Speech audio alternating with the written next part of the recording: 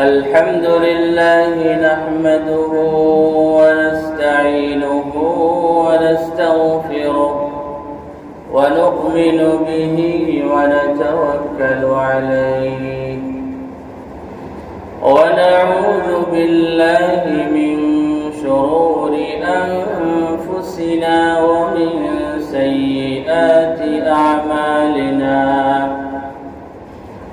من يهده الله فلا مضل له ومن يضلله فلا هادي له وأشهد أن لا إله إلا الله وحده لا شريك له وأشهد أن سيدنا وحبيبنا وحبيب ربنا وشفيعنا وسندنا ومولانا محمدا عبده ورسوله أرسله الله تعالى بالحق إلى الناس كافة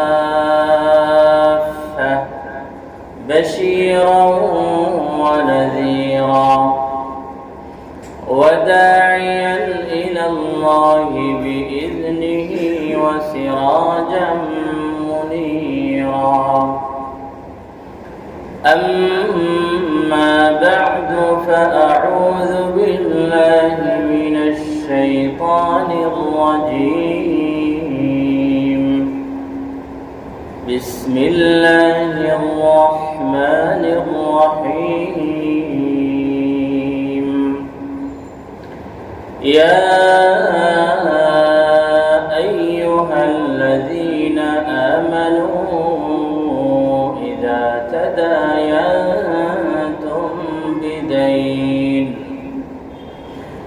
إذا تداينتم بدين إلى أجل مسمى فاكتبوه وليكتب بينكم كاتب بالعدل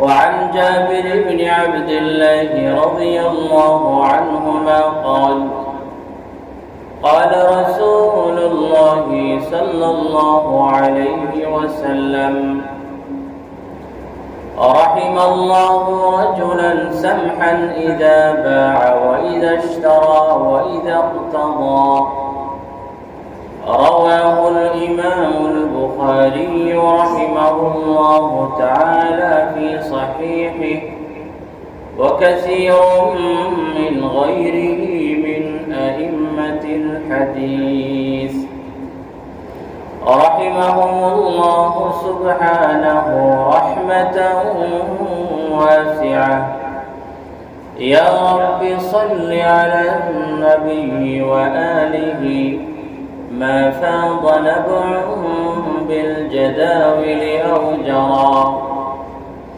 يا رب صل على النبي محمد ما شج جرح في سبيلك وانبرى صلى عليك الله يا خير الورى تعداد حبات الرمال وأكثرا صلى عليك الله ما غيث هما فوق السهول وبالجبال وبالقرى صلى عليك الله في عليائه ما صاح داع للأذان وكبرا صلوا على المختار أحمد إنه أزكى الأنام وخير من وطئ الثرى بارك الله لي ولكم في القرآن العظيم ونفعني وإياكم بالآيات والذكر الحكيم ونحن على ذلك من الشاهدين والشاكرين والحمد لله رب العالمين.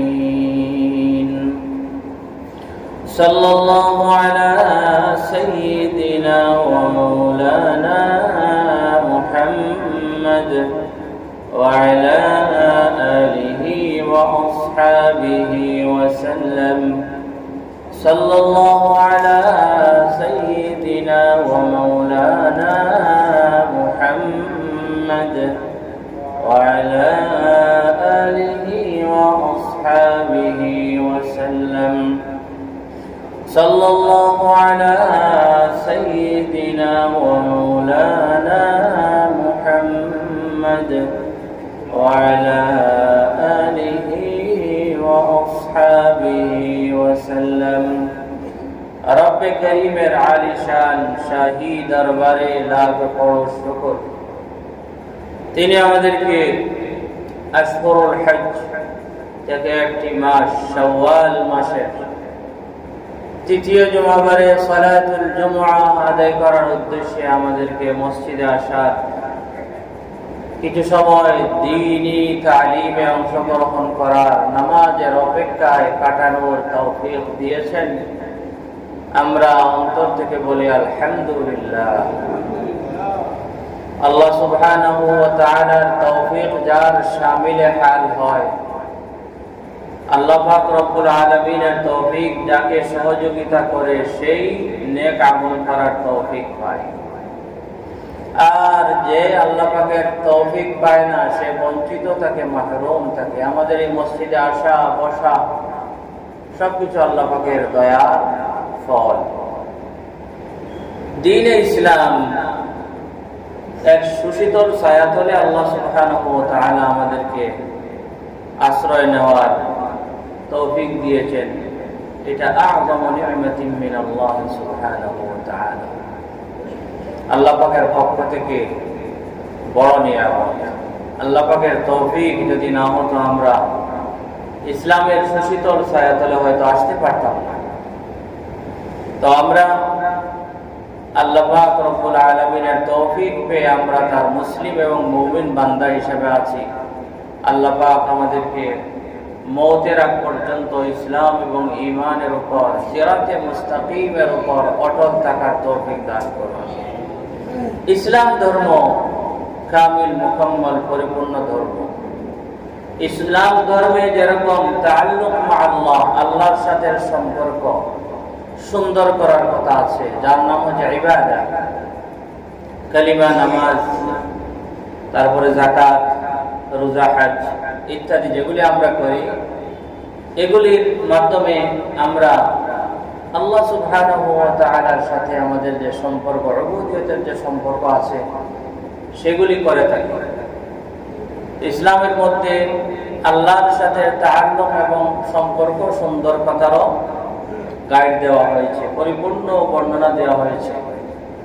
তদ্রূপ আল্লাহ পাকের সৃষ্টি জগৎ, আল্লাহ পাকের সৃষ্টির সাথেও আমাদের যাতে তাআল্লুক এবং সুন্দর হয়, সেই কথারও বর্ণনা ইসলামের মধ্যে আছে,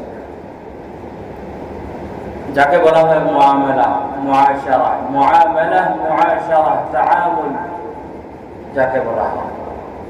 তো যেভাবে ইবাদতের বিষয়ে আমাদের যত্নবান হতে হবে, তদ্রূপ মুআমালার ক্ষেত্রে আমাদেরকে সুন্দর হওয়ার জন্য আমাদেরকে যত্নবান হতে হবে। শুধু শুধু ইবাদত, নামাজ, রোজা ইত্যাদি ঠিক ভাবে আদায় করলাম, আর মুআমালা, মুআশারা, মানুষের সাথে, আল্লাহর সৃষ্টি জগতের সাথে আমার আচরণ সুন্দর করলাম না, কালকে আমাদের দিন নাজাত পাওয়া যাবে না। কালকে আমাদের দিন নাজাত পেতে হলে তাআল্লুক মা আল্লাহর যে ইবাদতের যে বিষয় আছে, সেই বিষয়টিও সুন্দর হতে হবে। আর তাআল্লুক মা খালকিল্লাহ, আল্লাহর সৃষ্টির সাথে যে তাআল্লুক আছে, সেই তাআল্লুক এবং সম্পর্কটাকেও সুন্দর করতে হবে। না হয় কালকে আমাদের দিন নাজাত পাওয়া কঠিন হয়ে যাবে। এমনকি শরীয়তের বিভিন্ন নসুস পড়লে দেখা যায় আল্লাহর হকে বান্দার যে সমস্ত ছোটখাটো যে সমস্ত ভুল ত্রুটি হয়ে যায়, আল্লাহ সুবহানাহু ওয়া তাআলা চাইলে সেগুলি মাফ করে দেওয়ার কথা বলেছেন। কিন্তু হুকুকুল ইবাদ, বান্দার হকের বেলায় আল্লাহ পাক বলেছেন, আমি আল্লাহ তো চাইলে মাফ করে দিতে পারি, কিন্তু আমি নিয়ম করে ফেলেছি যে হুকুকুল ইবাদের ক্ষেত্রে যে ঘাটতি হবে সেটি আমি মাফ করে দেব না। হয়তো যে বান্দার হকে আপনার আমার যে কসুরি হয়েছে, ভুল ত্রুটি হয়েছে, হয়তো ওই বান্দার কাছ থেকে মাফ চেয়ে নিতে হবে। আর যদি বান্দার কাছ থেকে মাফ চাই না, অথবা বান্দা যদি স্বেচ্ছায় মাফ করে দেয় না, তাহলে কাল কিয়ামতের দিন আপনার হক পরিমাণ হক দিয়ে তারপরে আপনার খালাসি পেতে হবে। ওই দিন তো আর ওই মাল দৌলত কিচ্ছুই সাথে থাকবে না। কারণ আমরা সকলেই জানি, আমরা এই দুনিয়া থেকে একদম খালি হাতে বিদায় হই। কোটি কোটি টাকার, মিলিয়ন ট্রিলিয়ন সম্পদের মালিকও যারা আছে, এই দুনিয়া থেকে যখন বিদায় হয় তখন একটা সিকি পয়সাও তার কাফনের চিপার মধ্যে দিয়ে দেওয়া হয় না। শুধু কয়েক টুকরা সাদা কাপড় দিয়ে আমরা দুনিয়া থেকে বিদায় হওয়ার সময় কয়েক টুকরো সাদা কাপড় দিয়ে আমাদেরকে পেঁচিয়ে সম্মানের সহিত কবরে রাখা হয়। বালিশটা পর্যন্ত দেওয়া হয় না, বিছানাও দেওয়া হয় না, চাটাইও দেওয়া হয় না, কিচ্ছুই মশারিও দেওয়া হয় না। কোন পাশ দিয়ে ইট দিয়ে দালান করে দেওয়া হয় না। সুতরাং যাওয়ার সময়, দুনিয়া থেকে যাওয়ার সময় আমাদের যত প্রকারের যত সম্পদ আছে, সকল সম্পদকে পিছনে ফেলে রেখে 3 টুকরা, অথবা মহিলাদের ক্ষেত্রে 5 টুকরা, 3 পিস বা 5 পিস কাপড় নিয়ে বিদায় হতে হবে। তাছাড়া আর কিছু দেওয়াও যদি হয়, এটা শরীয়ত সম্মত হবে না। ধরেন আপনার কাপড়ের চিপায় 1 লক্ষ টাকার একটা বান্ডিল দিয়ে দেওয়া হবে, এটা নিয়ম নাই। আর দেয়া হলে ওইটা পোকায় খাবে, আপনি খাবেন, এটা ওই মাটিতে বসবে। আপনার বডি যে সমস্ত পোকায় খাবে সেগুলি ওই টাকাগুলো খেয়ে ফেলবে, আপনি কিন্তু উপকৃত হতে পারবেন না। একমাত্র মানুষের ঈমান এবং আমল মানুষের সাথে থাকবে। মানুষের ঈমান এবং আমল মানুষের সাথে থাকবে। ঈমান এবং আমল, ঈমান এবং আমল মানুষকে কবরের মধ্যে পাহারা দিবে। কিয়ামতের দিন ওই ঈমান এবং আমল নিয়ে উঠবে। কিন্তু কে কতটি বিল্ডিং এর মালিক ছিল, কে কতটি দালানের মালিক ছিল, কে কত টাকার মালিক ছিল, কত সম্পদের মালিক ছিল, এগুলা দেখা হবে না। সবাই একেবারে উলঙ্গ, বিবস্ত্র অবস্থায়, উলঙ্গ, পায়ে জুতা নাই, খালি পায়ে সবাই উঠবে। কিন্তু উঠবে সাথে ঈমান এবং আমল, উঠবে সাথে ঈমান এবং আমল। তাহলে পাওনাদারকে তার পাওনা বুঝিয়ে দিতে হবে। আমার তো আর ওই ব্যাংকে কোনো ব্যালেন্স নেই, টাকা পয়সা এগুলা কিচ্ছু নিয়ে তো উঠবো না। আমার একমাত্র আপনার ব্যালেন্স হচ্ছে আমার আমল নামার ব্যালেন্স, আমার ঈমান এবং আমলের ব্যালেন্স। তাছাড়া কিন্তু আমার সাথে আর কোনো সম্পদ থাকবে না। আচ্ছা, কালকে নাজাতের জন্য তো আমার ঈমান এবং আমল লাগবে, কিন্তু পাওনাদারকেও দিতে হবে। এই আমার কষ্টের কামাই করা সওয়াব যেগুলি আছে, পাওনাদার যখন আল্লাহ পাকের কাছে চাইবে, মাওলা আমি তো তার কাছে পাই, এখন ওই পাওনা তো এখন দিতে পারবে না, টাকা ছুট করতে পারবে না। জমি নিয়ে তার সাথে মাইল ছিল, জমি তো আর এখন দিতে পারবে না, দিলেও কোনো লাভ হবে না। পরবর্তীকার আমি আমার হক বুঝে নিতে চাই। তখন আল্লাহ সুবহানাহু ওয়া তাআলা যে ব্যক্তি হক নষ্ট করেছিল তার আমলনামা থেকে ওই পাওনাদার ব্যক্তি হক অনুসারে আল্লাহ পাক এটা পরিমাণ নির্ধারণ করবেন। হক অনুসারে ওই ব্যক্তির নেক আমল থেকে নিতে থাকবেন। তোমার 10 দিনের নামাজ তাকে দিয়ে দাও, তোমার 2 মাস 2 বছরের রমজানের সওয়াব তাকে দিয়ে দাও, হজ করেছিলে 2টা, একটা হজের সওয়াব দিয়ে দাও। এরকম দিতে দিতে যখন তার হক আদায় হবে, সে বলবে মাওলা আমি আমার হক বুঝে পেয়েছি, এরপর ওই দিক থেকে আরেকজন আসবে, মাওলা আমারও তো হক রয়ে গেছে, আপনি তো ওকে দিয়ে দিচ্ছেন, আমারও তো হক রয়ে গেছে। তখন মাওলা বলবেন আজকে কিন্তু আমি জুলুম করব না, সবার হক ঠিক ভাবে বুঝিয়ে দিব। লা যুলমাল ইয়াউম, আজকের দিনে কোনো জুলুম হবে না। তাহলে কি তার নেক আমল মধ্যে তালাশ করা হবে কি কি রইল। ধরেন কিছু নামাজ আছে, কিছু রোজা রয়ে গেছে, 2টা হজ করেছিল, 1টা হজ রয়ে গেছে, সাদাকা করেছিল, সাদাকাও কিছু আছে, তো তার হক অনুসারে দিয়ে দিবেন। দিয়ে দেওয়ার পর সে বলবে জি মাওলা আমি বুঝে পেয়েছি। তারপরে আরেকজন আসবে, মাওলা আমিও তো পাই। এরকম করতে করতে এক পর্যায়ে ওই ব্যক্তি এর আমল নামা একেবারে সাফা হয়ে যায়, একেবারে খালি জিরো হয়ে যাবে। জিরো যখন হয়ে যাবে, হয়ে যাওয়ার পরেও পাওনদার কিছু যদি তাকে আসে বলবে মাওলা আমিও তো হক পাই, এখন তো আপনি ওই সমস্ত ব্যক্তিদেরকে তাদের হকগুলি দিয়েছেন তার আমল নামার নেকি থেকে, আমি কি মাহরুম? আল্লাহ পাককে বলবেন লা যুলমাল ইয়াউম, না না না, আজকে আমি আল্লাহ বিচারক, আবার জুলুম হবে কেন? প্রত্যেকেই তার হক বুঝে অবশ্যই পাবে। তখন কি করা হবে?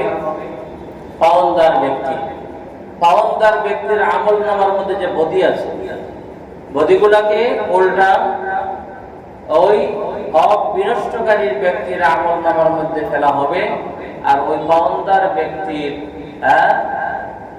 বদির পাল্লাটা কিছু হালকা হবে। এর মাধ্যমে সে তার হক বুঝে নেবে। কারণ নেকির পাল্লা বাড়ি করাটা যেরকম তার একটা বেনিফিটের বিষয়, বদির পাল্লাটাকে হালকা করাও একটা বেনিফিটের বিষয়। এখন ওই ব্যক্তির পাল্লার মধ্যে রাখা হবে। ওই ব্যক্তির পাল্লার মধ্যে যখন রাখা হবে তখন তার দশা কি হবে? সে তো হজ নিয়ে এসেছিল, তাহাজ্জুদ নিয়ে এসেছিল, সাদাকাত নিয়ে এসেছিল, আরো অনেক ধরনের আমল নামা নিয়ে এসেছিল। তার মনে ছিল যে আমাকে যদি আল্লাহ পাক বেহেশতে না দেন তাহলে এলাকার আর কাউকে দেওয়ার মতো নাই, আমি হচ্ছি। কিন্তু হুকুকুল ইবাদের ক্ষেত্রে তার গাফলতি ছিল। গাফলতি থাকার কারণে তার আমল নামা একেবারে জিরো হয়ে গেছে। তার নেক আমলের তালিকার মধ্যে থেকে সব কিছু ওই ব্যক্তিকে দেওয়া হয়ে গেছে, উল্টা আরেক ব্যক্তির বদি থেকে তার বদির পাল্লার মধ্যে ডালা হয়েছে। আর কাল কিয়ামতের দিন যার বদির পাল্লা খারাপ হবে, যার বদির পাল্লা ভারী হবে, সেই ব্যক্তির তো ঠিকানা হচ্ছে জাহান্নাম। ফাউলকিয়া ফিন্নার। কিন্তু ইবাদতের ক্ষেত্রে ঘাটতি হলে আল্লাহ পাক বলেছেন শিরকের নিচের যত পাপ আছে আল্লাহর হকে, সেগুলির ক্ষেত্রে আল্লাহ সুবহানাহু ওয়া তাআলা বলেছেন ফায়াগফিরু লিমান ইয়াশা, আল্লাহ সুবহানাহু ওয়া তাআলা যাকে চান মাফ করে দেন। ওয়া ইয়াগফিরু মা দুনা যালিকা লিমান ইয়াশা, শিরকের নিচের গুনাহ যেগুলো আছে সেগুলির বেলায় আল্লাহ পাক বলেছেন যে সেগুলি আল্লাহ পাক যাকে চান মাফ করে দেন। কিন্তু হুকুকুল ইবাদের ক্ষেত্রে ছাড় নাই। হয়তো দুনিয়াতে হক আদায় করতে হবে, না হয় তার কাছ থেকে মাফ চেয়ে নিতে হবে, অথবা কোনোভাবে যদি তার অন্তরে যদি একটা আসে, আপনার মৌতের খবর শুনে বা আপনার ভালো হয়ে যাওয়ার খবর শুনে যদি তার ভিতরে একটা সমঝ আসে আর সে যদি তার পক্ষ থেকে মাফ করে দেয় তাহলে মাফ করে দিতে পারে। যদি আপনি তার হক আদায় না করেন, আপনি তার কাছ থেকে মাফ চেয়ে না নিন, অথবা স্বেচ্ছায় যদি সে আপনাকে মাফ করে না দেয়, তাহলে তার হকগুলি কালকে আমাদের দিন বুঝিয়ে দিতে হবে। তার হকগুলি কালকে আমাদের দিন বুঝিয়ে দিতে হবে। আর পাওনদার ব্যক্তির হকগুলি কালকে আমাদের দিন বুঝিয়ে দিতে গিয়ে দেখা যাবে অনেক সময় নেক আমলের পাল্লা একেবারে খালি হয়ে যাবে, আর বদ আমলের পাল্লা হয়ে যাবে ভারী। সেই জন্য হুকুকুল ইবাদের ক্ষেত্রে আমাদের সবসময় সতর্ক থাকতে হবে। আর এই দুনিয়া চলার পথে সবসময় আপনার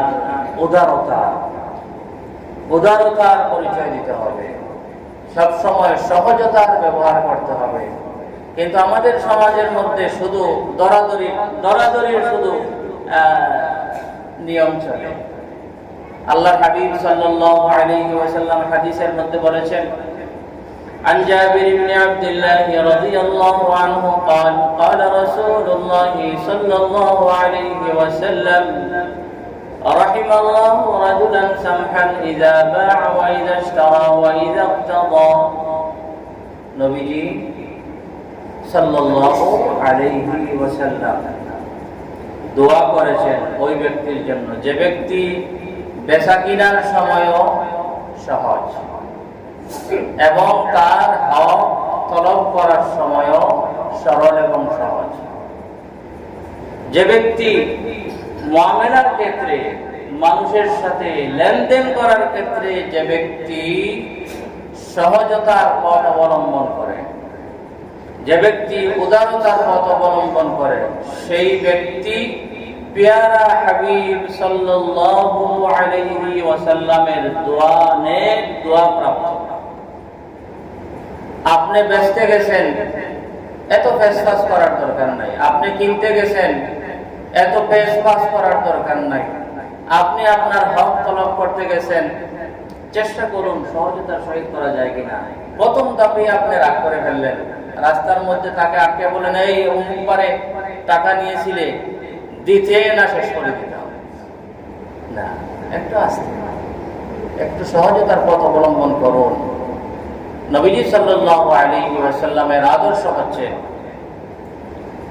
মানুষের সাথে সহজতা, উদারতা এর আচরণ করা। যদি ব্যতিক্রম কিছু ঘটে তখন পরিস্থিতি অনুসারে যথাসম্ভব তুলনামূলক সহজতা গ্রহণ করা। আপনি একেবারে আপনার নেশা, আপনার অভ্যাস বানিয়ে নিলেন কঠোরতা, না, এটা না। নবীজির মূল আদর্শ হচ্ছে সহজতা, সরলতা, উদারতা। পরিস্থিতি যদি কোনো সময় অন্যরকম কোনো কিছু করতে বাধ্য করে, তখন হয়তো পরিস্থিতি অনুসারে যদি কিছু করতে হয়, তখন শরীয়তের গণ্ডির ভিতরে থেকে আপনার কঠোরতার পথ অবলম্বন করবেন। কিন্তু আমাদের সমাজে এমন হয়ে গেছে, শুরু থেকে আমরা কঠোরতার পথ অবলম্বন করি, যার কারণে দেখা যায় আমাদের পরস্পরের মধ্যে যে সম্পর্ক আছে, সম্পর্ক আর সুন্দর থাকে না। এমনকি মার পেটের ভাই, আপন ভাই, সহোদর ভাই, তার সাথেও এক সময় হলে কি হয়ে যায়, সম্পর্ক নষ্ট হয়ে যায়।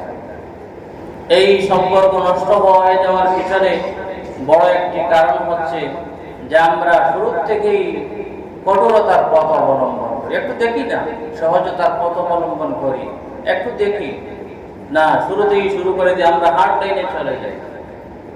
আর এর পিছনে আরেকটা কারণ হচ্ছে যে লেনদেনের ক্ষেত্রে আল্লাহ সুবহানাহু ওয়া তাআলার বাতানো যে পথ, সেই পথ আমরা শুরুতে অবলম্বন করি না। শুরুতে অবলম্বন করি না, না করার কারণে পরবর্তীতে সরলতার বদলে গরলতায় দেখা দেয়। যেমন আজকে যে আয়াতটির একটা অংশ, আয়াতের একটা অংশ আমি তিলাওয়াত করেছি, যে আয়াতটি হচ্ছে কোরআনে কারীমের সবচেয়ে লম্বা আয়াত, সূরা 1 পৃষ্ঠা, এক আয়াতে 1 পৃষ্ঠা। সেই আয়াতের একটা নাম আছে আয়াতুল মুদায়ানা। সূরা 1 পৃষ্ঠায় 1 আয়াত। আল্লাহ সুবহানাহু ওয়া তাআলা ইরশাদ করেছেন, ইয়া আইয়ুহাল্লাযীনা আমানু ইযা তাদায়ানতুম বিদাইন। আল্লাহ সুবহানাহু ওয়া তাআলা আমাদেরকে বড় মায়ার ডাক দিয়ে বলতেছেন, হে ওই সমস্ত লোক যারা ঈমান এনেছে, অর্থাৎ হে ঈমানদার বান্দাগণ। ইবনে আব্বাস রাদিয়াল্লাহু আনহুমা থেকে বর্ণিত, তিনি বলেন, যখন কোরআনে কারীমের মধ্যে ইয়া আইয়ুহাল্লাযীনা আমানু বলে ডাকা হবে, তাহলে তখন হে ঈমানদার বান্দাগণ বলে যখন ডাকা হবে, তখন তোমরা তোমাদের কান খাড়া রাখিও। ওই সময় আল্লাহ সুবহানাহু ওয়া তাআলা তোমাদেরকে হয়তো কোনো আদেশ দিতে চাচ্ছেন, নসিহত করতে চাচ্ছেন, অথবা কোনো কিছু থেকে নিষেধ করতে চাচ্ছেন, অথবা তিনি তোমাদের প্রতি যে সমস্ত নিয়ামত দান করেছেন সেগুলির বর্ণনা করতে চাচ্ছেন। ইয়া আইয়ুহাল্লাযীনা আমানু, হে ঈমানদারগণ, ইযা তাদায়ানতুম বিদাইনিন ইলা আজালিন মুসাম্মা, যখন তোমরা নির্ধারিত সময়ের জন্য তোমরা ঋণের লেনদেন করো, হ্যাঁ, ফাকতুবু, তখন তোমরা এটা লিখে রাখো। কিন্তু আমাদের সমাজে হয় যে নিজের পরিচিত মানুষের সাথে লেনদেন করব, ঋণ তাকে দিব, এটা লেখে রাখা শরম। আর যাকে ঋণ দিবে সেও বলবে আরে পরিচিত মানুষের মধ্যে কি এটা করতে হয়, এটা এই যে এই প্রথা, এই নিয়ম আমাদের মধ্যে চালু নাই দেখে মানুষের মাইন্ড করে। এটা আল্লাহ পাক নিয়ম বলে দিয়েছে, ফাকতুবু, তখন তোমরা সেটিকে লিখে রাখো।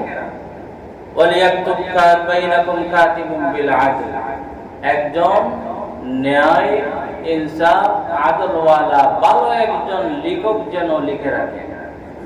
এক নম্বর আল্লাহ পাক লেখালেখি করার কথা হয়েছে, লেখালেখির কথা বলেছেন। 2 নম্বর বলেছেন সাক্ষী রাখার কথা। তো আমরা লেখালেখিও করি না, মনে করি যে নিজেদের মধ্যে লেখালেখি করাটা সরল। আমি লেখি না, মনে করি লেখালেখির কথা বললে আমার অমুকে কি বলবে, আমি কি তাকে বিশ্বাস করছি না। আসলে শুধু শুধু বিশ্বাসের বিষয় নয়, এখানে আর অনেক কিছু বিষয় আছে। আর সেজন্য আল্লাহ পাক আমাদেরকে বলছেন এটা লিখে রাখো। 1 নম্বর লেখালেখি করার কথা বলেছেন। 2 নম্বর সাক্ষী রাখার কথা বলেছেন। এমনকি বলেছেন একজন যদি 2 জন পুরুষ সাক্ষী পাওয়া না যায়, তাহলে একজন পুরুষ আর আরেকজন পুরুষের জায়গায় 2 জন মহিলাকে সাক্ষী রাখো। কিন্তু আমাদের সমাজে লেখালেখি হয় না। ওই দিন আমার এক ড্রাইভার, তার গাড়িতে উঠছি, ওঠার পরে দেখতেছি তার চেহারা খুবই মলিন। বললাম ভাই কি অবস্থা, ভালো আছেন? বলছেন না বেশ ভালো নাই। কি হয়েছে? আমার অত্যন্ত পরিচিত এক বন্ধু, তার সাথে আমার একটা লেনদেন হয়েছে, সে আমাকে বিদেশ পাঠাবে। সিএনজি চালাইতে চালাইতে আর ভালো লাগতেছে না, মনে করলাম যে বন্ধু একজন পাইছি, তাহলে সে বলতেছে আমাকে বাহিরে পাঠাবে, ইউরোপের দেশে পাঠাবে। তো এই মর্মে তাকে আমি টাকা দিয়েছি, বড় একটা অ্যামাউন্ট দিয়েছি। কিন্তু সে আজ না কাল, কাল না পরশু, এরকম বলতে বলতে এক পর্যায়ে আসিয়া, যখন দিন কিছু অতিবাহিত হয়ে গেছে, পরবর্তীতে এক পর্যায়ে আসি বলে তুমি আমার কাছে কোনো টাকা পাও না, তুমি আমার কাছে কোনো টাকা তো পাও না, তোমাকে বিদেশ পাঠাতে পারলে তুমি হয়তো টাকা দিবা আমাকে, তুমি আমার কাছে কোনো টাকা পাও না। সে বললো ভাই কি বলেন, একেবারে এরকম তুমি অস্বীকার করো, জি কোনো সাক্ষী আছে? এখন সেই নিজে বলে, আগে সাক্ষী রাখলে বলতো যে তুমি কি আমাকে বিশ্বাস করো না, সাক্ষীর কথা বলছো, তুমি কি আমাকে বিশ্বাস করো না? ওই সেই বন্ধুটাই পরবর্তীতে আসে বলতেছে সাক্ষী আছে? তোমার সাথে কি কোনো লেখাপড়া করেছে? তোমার ডকুমেন্টস কোথায়? তো যে ডকুমেন্টস আগে রাখাটা আল্লাহ পাকের হুকুম ছিল, বিধান ছিল, সেটি সে রাখে নাই। পরবর্তীতে আসি যার উপর বিশ্বাস আস্থা ছিল, সেই আসি বলতেছে কোন সাক্ষী আছে, কোন ডকুমেন্টস আছে? শেষ পর্যন্ত বলতেছে হুজুর আমার এই টাকাগুলা শেষ। সে অস্বীকার করেছে আমি আর টাকাগুলা পাবো না, কারণ কি কোন সাক্ষী নাই, লেখাপড়া নাই। আল্লাহ পাকে যে হুকুমটা দিয়েছিলেন ফাকতুবু, লিখে রাখো, লিখতে যদি পারো না তো একজন লেখক নিয়ে আসো। মরি আছে, মরি আমাদের বর্তমানে সিস্টেম আছে, কম্পিউটারের দোকান আছে, সেখানে গিয়ে লেখাও, তারপরে সাক্ষী রাখো। কারণ আমাদের সমাজে এগুলা করে না, বলে যে নিজেদের পরিচিত মানুষের মাঝে, নিজেদের মানুষের মাঝে যদি এরকম লেখাপড়া করি বা সাক্ষী রাখার বিষয়টি ইয়েতে যাই, তাহলে তখন মানুষের মাইন্ড করে। কিন্তু এটা মাইন্ড করবে কেন? মাইন্ড করার কারণ হচ্ছে এই নিয়মটা আমাদের মধ্যে চালু নাই।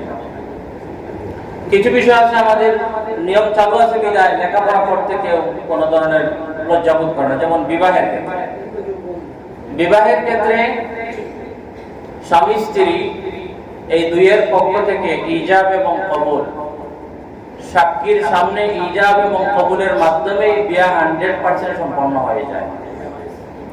মহিলার গার্জিয়ান ইজাব করবেন, অর্থাৎ বলবেন আমি অমুক অমুককে তোমার কাছে শাদী দিলাম, আর ওই সময় স্বামী এটাকে কবুল করবে আর সাক্ষী দুজন উপস্থিত থাকবে, বাস এতটুকুই কিন্তু শেষ। কাবিন, লিখিত কাবিন বিবাহ শুদ্ধ হওয়ার জন্য শর্ত নয়। কিন্তু আপনি যখন আপনার ভাইয়ের সাথে এরকম বিবাহের কোনো মামলা করেন, যেমন আপনার ছেলের জন্য বাতিজি আনবেন, সেই সময় কি লিখিত কাবিন করতে কোনো সমস্যা হয়? কারণ কি, এটা আমাদের নিয়ম চালু আছে। আপনি আপনার আপন ভাইয়ের সাথে যখন বিবাহের একটা সম্পর্ক গড়াতে যান, যেমন ধরেন আপনার ছেলের জন্য আপনার বাতিজি আনতেছেন, আপনার ছেলের মেয়েকে আনতেছেন, সেই সময় যখন ইজাব কবুল হয় ততটুকুই তো যথেষ্ট ছিল বিবাহের জন্য, বিবাহ শুদ্ধ হওয়ার জন্য, দুইজন সাক্ষী রেখে। তাহলে সেই সময় এক ভাইয়ে আরেক ভাইয়ের সাথে লেখালেখি করে কেন, লেখাপড়া করে কেন? করতে তো কোনো লজ্জাবোধ করে না, এটা তো বলে না ভাই তুমি আমার ব্যয় হচ্ছ, আমি আমার ছেলের জন্য তোমার মেয়েকে নিয়ে আসতেছি, এখানে কাবিন করার কি দরকার, এটা তো বলে না। কাবিন করার সময় কোনো লজ্জাবোধ করে না, কারণ এই কাবিন, লিখিত কাবিনের সিস্টেম, কাবিন লেখার সিস্টেম আমাদের মধ্যে চালু আছে। এখন যদি লেনদেনের ক্ষেত্রেও যদি লেখালেখি এবং সাক্ষী রাখার বিষয়টি চালু থাকতো, তাহলে এক ভাই আরেক ভাইয়ের সাথে লেনদেন করার সময় সাক্ষী বা লেখালেখি করতে কোনো সমস্যা দেখা দিত না। আল্লাহ পাকের এই বিধানটা আমরা মানি না বিধায় আজকে আমাদের মধ্যে সমস্যা। প্রথমে আমাদের সরলতা দেখাইয়া আমরা লেখালেখি কিচ্ছু করি না, সাক্ষী রাখি না, আর পরবর্তীতে যখন ফেস লাগে তখন বিরাট বড় গরলতায় দেখা দেয়, সমস্যায় দেখা দেয়। সেজন্য আমরা লেনদেন করার সময় একেবারে স্বচ্ছভাবে লেনদেন করার চেষ্টা করব, যাতে আমাদের পরস্পরের মধ্যে যে লেনদেন যেটা আছে সেটা স্বচ্ছ থাকে। এবং আমাদের লেনদেনকে কেন্দ্র করেই কিন্তু অধিকাংশ ঝামেলা আমাদের মধ্যে সৃষ্টি হয়, যাতে আমাদের মধ্যে এরকম কোনো কিছু মন্দ কোনো কিছু সৃষ্টি না হয়। লেনদেনের ক্ষেত্রে আল্লাহ সুবহানাহু ওয়া তাআলা নবীজি সাল্লাল্লাহু আলাইহি ওয়াসাল্লাম যে নিয়ম আমাদের সামনে দিয়ে গেছেন সেগুলি আমরা অনুসরণ করব। আল্লাহ সুবহানাহু ওয়া তাআলা আমাদের সবাইকে তৌফিক দান করুন। ওয়া সাল্লাল্লাহু ওয়া সাল্লাম আলা সাইয়্যিদিনা মাওলানা মুহাম্মদ ওয়া আলা আলিহি ওয়া সাহবিহি আজমাইন।